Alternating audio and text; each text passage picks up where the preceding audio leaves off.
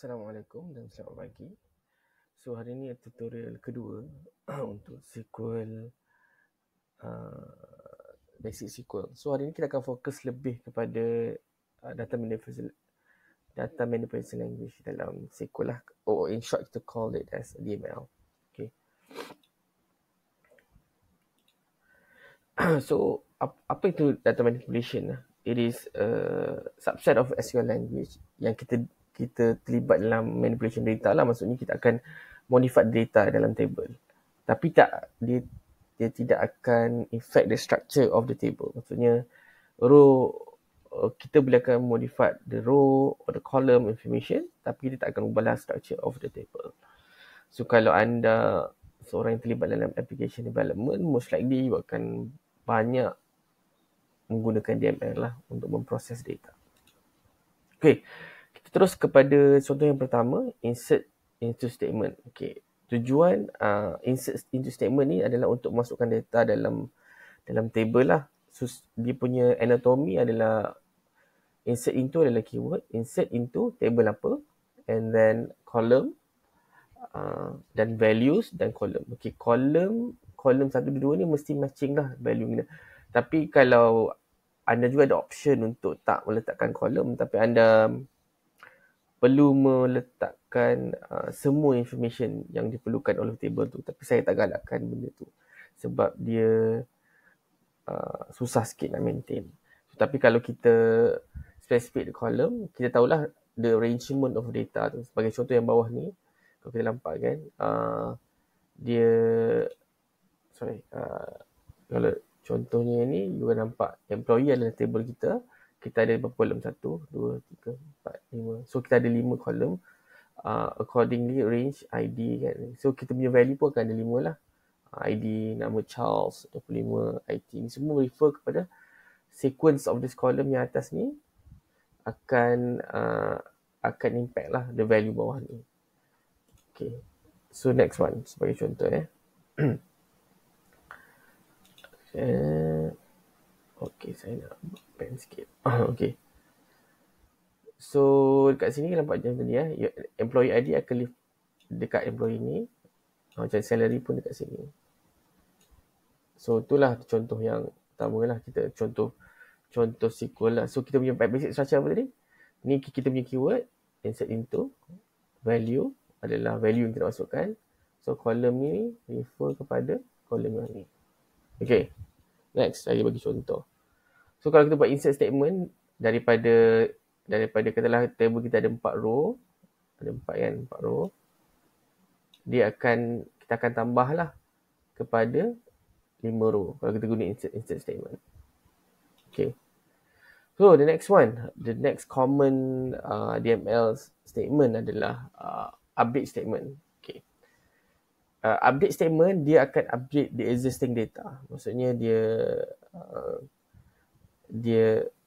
instead of you masukkan a new row dalam table, you akan modify existing row lah. Maksudnya contohnya kalau dalam contoh ni kita akan update set. Okay, saya adakan age, siapa, name salah, sorry, it should be ID, sorry, so lagi contoh kemudian okay, contohnya kita ada update adalah keyword kita, table apa yang kita nak update, dan contoh kita adalah employee, kita punya value, kolom apa, dan apa value yang kita nak berubah.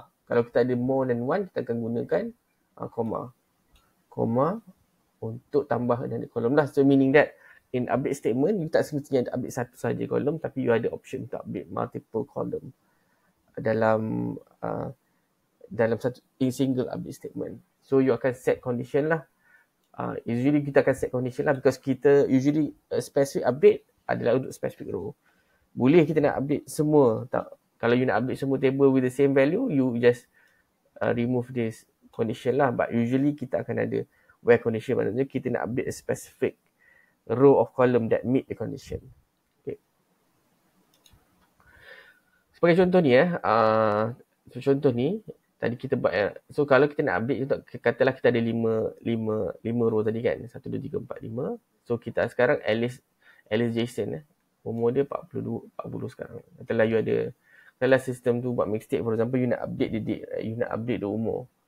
So, kita boleh guna update statement untuk tukar dia kepada 43, which is this one. Okay. Kalau saya patah balik sikit, sini ada syntax error lah kat sini. Sepatutnya dekat sini, bukan syntax error, dia ada emp underscore id. Ada input underscore id lah yang sepatutnya lah. Silap. Okay, next. Untuk delete pula. Okay, delete pula. So, insert kita dah ada, kita masukkan data. 2, kita update existing data. 3 adalah delete. Delete ni maksudnya kita remove a specific row dalam table. So, tadi kalau insert kita masukkan a row dalam table. Delete kita akan remove a row dalam table. Okay. Ini adalah basic architecture, basic syntax dia. Delete from, masuk table apa yang kita nak. And then where adalah condition yang kita nak delete specific row. Okay. Saya suka tekankan bahagian where ni sebab kalau you tak letakkan this where kan, kalau you buat delete from a specific table, you akan basically delete the whole table, which is very dangerous.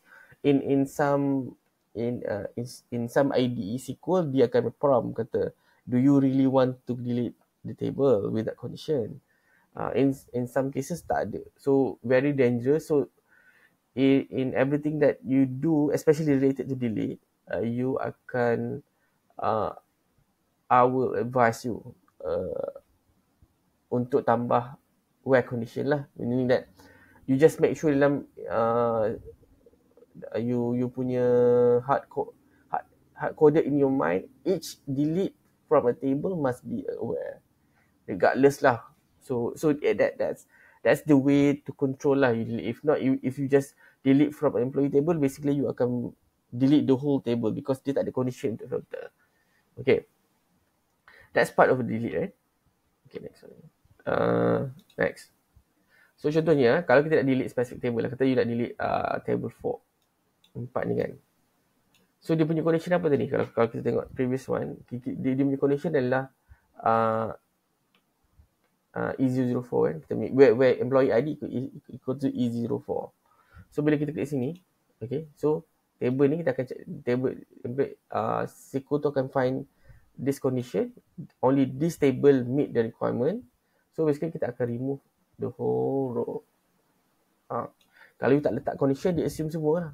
So every time that you do a select statement, a delete statement, you must have the where condition to be safe.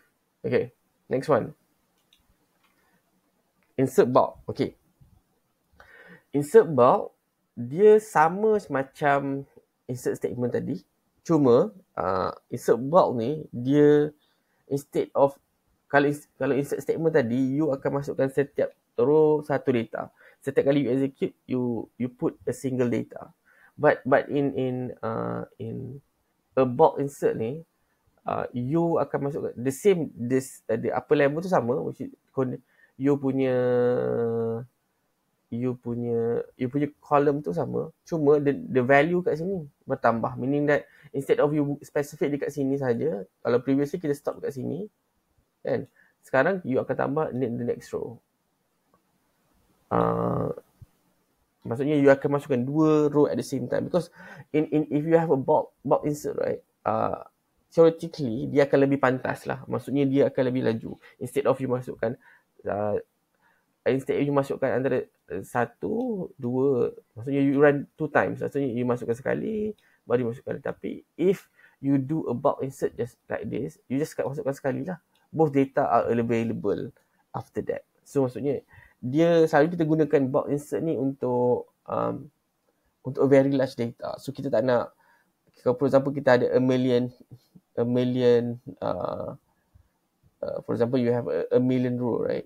If you buat the normal insert, you akan insert dia a million times, a million execution. Tapi kalau kita bulk insert is just one time execution, then that a million row akan inserted in the table. Okay. So in term of syntax tak ada banyak beza pun sebenarnya. Cuma the way that the value is organized bawah sini, dia yang akan make the difference lah. But in term of structure wise, sama. Cuma the value here saja akan bertambah lah. If for example you have another 10, you just add below here lah another 10. Cuma you just comma something like this. Each time you tambah a new row, then you put comma over here lah. Something like this. Okay. So for example here, right, just now kita ada data sampai kat 5 saja. But when you execute the previous statement, you akan dapat this one lah, the 2 row. Okay, next. Return statement. Return statement. Return statement ni dia macam a way to notify lah what when you run a specific execution statement, then you akan return it, a value of it lah. Tapi saya jarang pakai benda ni because jarang sangat lah pakai this function, but this is example that you can use. Cuma dia sama je. For example, you insert statement ni is the previous, just like previously, dan dalam slide yang previous. Tapi dia ada satu keyword return ni apalah. You return the thing is the keyword. Apa yang you nak return? You nak return information of that. For example, after you update ni, you nak tengok balik dia punya value, employee ID. Adakah betul-betul employee ID ni, age dia, dia punya age adalah 32. Dan adakah dia refer to the right name lah. So that's the keyword that kita use. But I rarely use this lah, returning ni. Okay. For example, bila you run return, for example, you run that execution, you update the 006, right? When you put you put the returning, right, you akan nampak this value lah. So you can easily verify lah each time you run the execution. So maksudnya dapat 3 kolom ni kan sama. Dia return apa yang you nak see lah. Kalau you return 5 kolom, dia akan dapat 5 kolom lah, which is all the columns over here. Okay. Next. So okay, that's all. A very short tutorial, I think. So key takeaway, kita refer back tadi. Kita ada empat item yang kita discuss. Insert into, kita gunakan untuk masukkan data dalam table, masukkan row dalam table. Tapi kalau update, kita akan modify existing table, existing record. Delete, kita akan remove records. Returning, basically kita akan dapatkan balik information kita nak. Okay, itu setakat tu sahaja hari ni untuk theoretical part. Mungkin next video saya akan buat demo untuk show you how it's done lah. Maksudnya macam mana execution tu berlaku, what happened exactly. Then kita akan play around with the DML lah, using Postgres especially. Okay, that's all. Thank you very much. See you in the next tutorial.